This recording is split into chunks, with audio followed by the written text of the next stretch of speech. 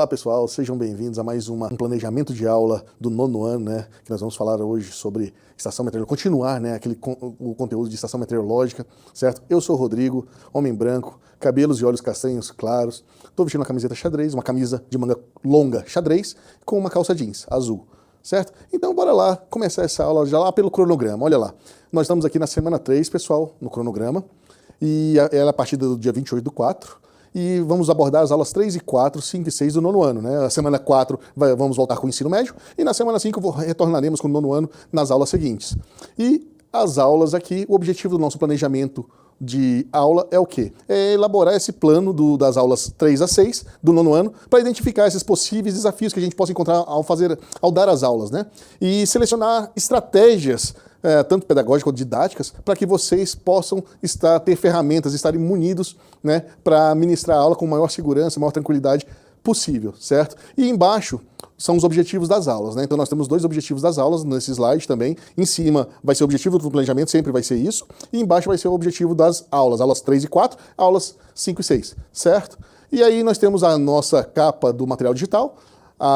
Nós vamos primeiro passar pela estação meteorológica programando sensor de umidade e temperatura do ar e depois, nas aulas 5 e 6, programando o sensor de umidade do solo. Certo, pessoal?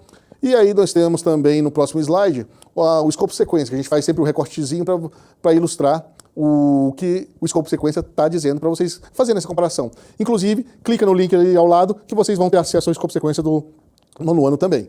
Certo? E para finalizar aqui esse aquecimento, nós temos ali os conteúdos e os objetivos das aulas, né, 3 e 4 lá em cima, e logo abaixo ali temos os conteúdos e os objetivos das aulas 5 e 6 do material digital. Certo, pessoal? E aí, pessoal, estão preparados? Está tudo na mão para a gente começar o plano de aula?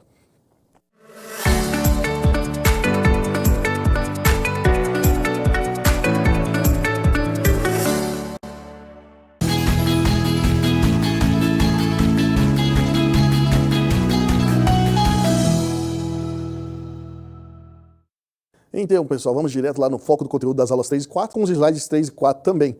Os slides 3 e 4 vão falar sobre como se mede a umidade do ar e os sensores, certo? Então aqui o objetivo é destacar como que esses sensores, né, que fazem essa medição da umidade do ar, eles podem medir essa variável e a importância em se monitorar essas mudanças climáticas, né? Por que é importante medir, fazer essa medição? Para quê?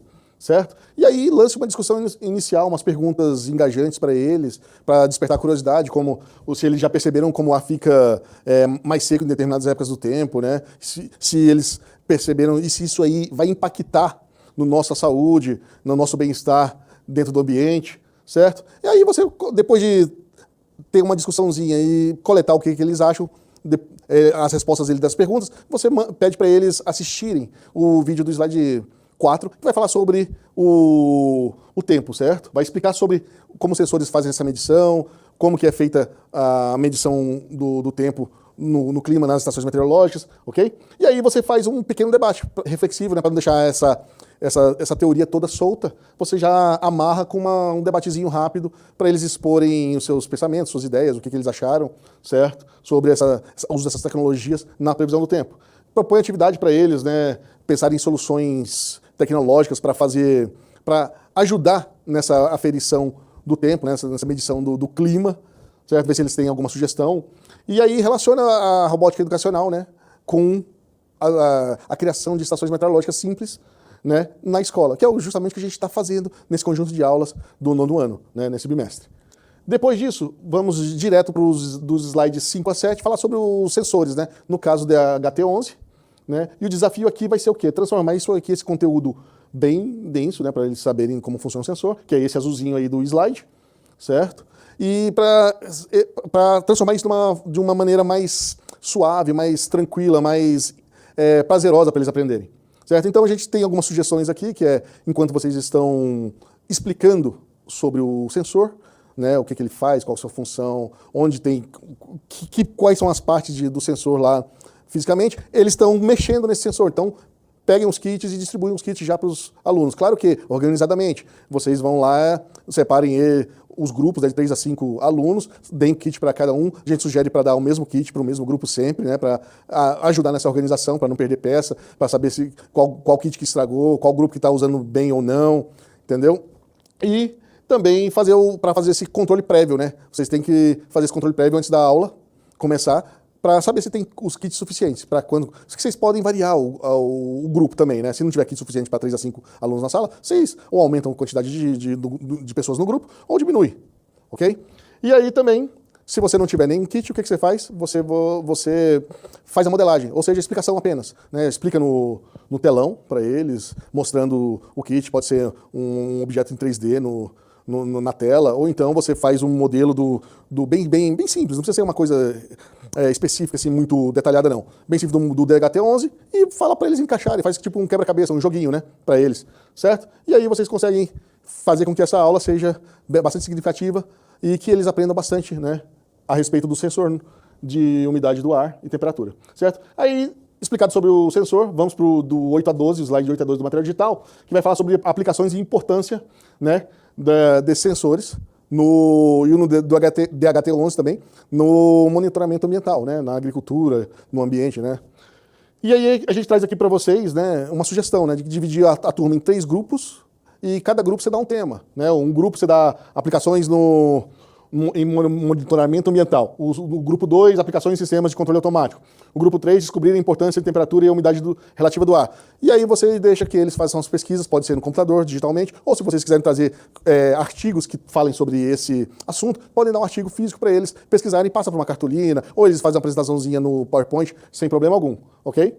E reforce para eles aqui que eles têm que trazer exemplos claros, né, e para fazer essa apresentação, para que tudo fique bastante entendível, né, pessoal? Então, essa parte de aplicações feita, a gente vai passar para fazer realmente a programação. E aqui a gente vai fazer a programação aqui do lado esquerdo. Por que é importante? Aqui do lado esquerdo a gente tem aqui uma extensão que nós vamos ter que adicionar no MakeCode, porque ela não está disponível assim que a gente abre o MakeCode, certo? Então, a gente sugere que vocês façam o passo a passo, desde da adição da extensão até os códigos também, os blocos de códigos, certo? A gente sugere também que faça um grupo de 4 a 5 alunos, certo? Com os kits distribuídos e por computador também, se tiver um computador para cada aluno, melhor ainda, não tem problema algum. E esse passo a passo que a gente recomenda fazer é para quê? Para que você possa explicar e solucionar as dúvidas dos seus estudantes assim que elas apareçam, certo?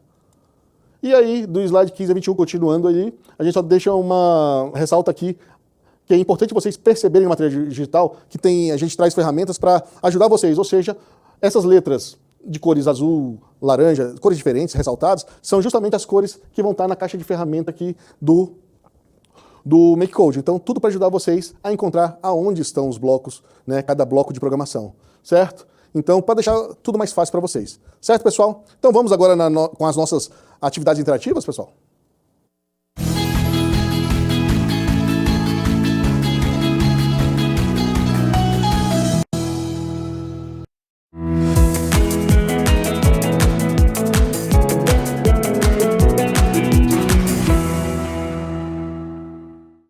Bom, pessoal, seguindo nossa aula aqui, nosso planejamento nas aulas 5 e 6, nosso material digital de robótica do 9º ano, a gente vai começar nos slides 3 a 5, falando sobre o resistor, né? Então vamos falar sobre resistor e resistência, né? Aqui a gente indica vocês a começarem com uma pergunta também provocadora, para provocar a curiosidade dos alunos, certo? Se a eletricidade pode nos dizer alguma coisa sobre se a planta precisa de água ou não, né? O que isso tem a ver com o chuveiro elétrico que está aqui logo nos primeiros slides. Então, você vai explicar para eles qual é essa relação entre o chuveiro elétrico e o nosso sensor de umidade de solo que a gente vai programar hoje, né? Então, a gente basicamente é o quê? Nos dois, a resistência elétrica é a chave para tudo, ou seja, no resistor, a resistência elétrica, no chuveiro elétrico, ele vai fazer a água ficar mais quente. No nosso sensor de umidade de solo, ele vai fazer essa medição da variação de solo úmido e seco, certo? E lembrando aqui, por que resistor? Porque aqui o texto, no slide 3, ele vai falar sobre o que queima no chuveiro. É a resistência ou o resistor? Então fala que não é o resistor que queima, né? A resistência é aquela unidade, né, que faz a medição, né, a unidade de medida. E aí O que você fala? O que está certo falar? Pessoal, é o seguinte, se você está numa conversa informal, você fala o quê? Fala, a resistência do chuveiro queimou, não tem problema algum. Agora, se tiver uma conversa técnica, escrevendo um relato, fazendo um relato técnico, aí você tem que colocar resistor, que é aquela partezinha lá que vai queimar, né? É a partezinha física, aquela molinha, né? Certo? Feito isso, explicado sobre resistência elétrica e resistor, a gente vai para resistência e circuitos elétricos. Vai dar o quê? Vai o slide 8 e 9, a gente vai fazer uma dinâmica com analogia, né? Dinâmica de grupo com analogia. E aí a gente sugere o quê? Fazer aquela dinâmica do corpo humano, né? O circuito humano, você usa as pessoas de mãos dadas para ser um circuito onde vão passar os elétrons. Outro grupo vai ser os elétrons, que vão passar por dentro, e a gente coloca uns obstáculos, como cadeira, mesa, para ser a resistência, né, a esses elétrons, a passagem desses elétrons, para dificultar a passagem dessa energia, ok? Então, isso vai dar uma ilustração melhor para o aluno a respeito de circuitos elétricos e do que é resistência elétrica propriamente dita, ok? Então, se vocês quiserem saber mais sobre essa dinâmica, vocês olhem no campo de anotações do PPT, que vocês vão encontrar ela detalhadinha para vocês consultarem posteriormente. Tá bom? A sugestão que a gente faz aqui é de 5 a 6 minutos, passar por esse conteúdo, por esses dois slides aqui, 8 e 9. Dos slides 12 a 14, a gente já vai falar sobre o sensor de umidade do solo, né? Já demos um conceito, fizemos contextualização, demos o conceito de resistência, circuitos elétricos e tudo mais para os nossos alunos. A gente vai falar sobre o que é o sensor de umidade do solo, né? Como ele funciona, e mostrar um vídeo no slide 13, né? É interessante vocês sempre estarem atentos, que esse vídeo sempre traz exemplos de como você usa, né? No caso aí, os pesquisadores estão usando na produção agrícola sensores de umidade de solo, né? Como alternativa de baixo custo, né? De tecnologia de baixo custo para ajudar a monitorar a plantação, certo? Então, o que a gente sugere também é ler com os alunos, vocês leiam com os alunos o texto, né? Peça para cada um ler de uma vez, ou então você lê uma parte, o aluno lê outra, e aí é com você, professor. E para explicar justamente, né, essa teoria, ok? Explicado o sensor de umidade de solo, a gente já parte para programar, propriamente dito, o sensor, certo? Então nós vamos ter que ter os materiais, né? A placa microbit, a shield, né? A bateria, se você quiser colocar ele sem a shield também. E aí o que você vai preparar com antecedência esse material, certo? O que você tem que fazer é isso, que a gente atenta aqui é para você previamente separar todos os kits, quantos kits você tem, para fazer a distribuição corretamente para os seus alunos, saber quantos kits você vai precisar para determinada turma, ok?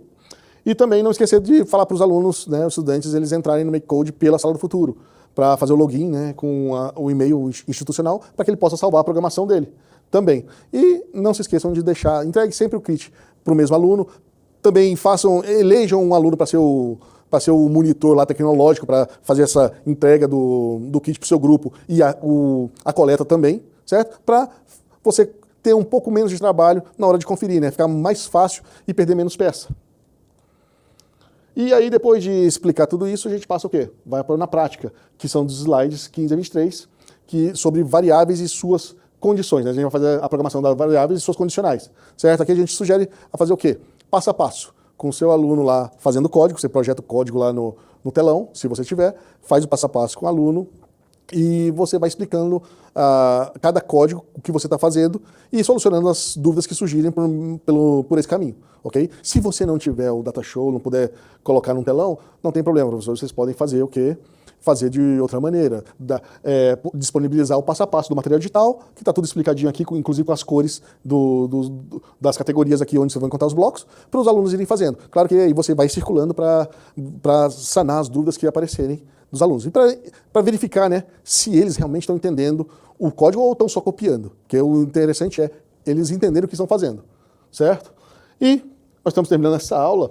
Nessas aulas 5 e 6, vai haver o quê? O registro de atividades. Então, vocês têm que falar para os seus estudantes acessarem o gerenciador de tarefas para realizar esse envio das atividades, ok? Então, usem o nosso localizador, o EFROB9, certo?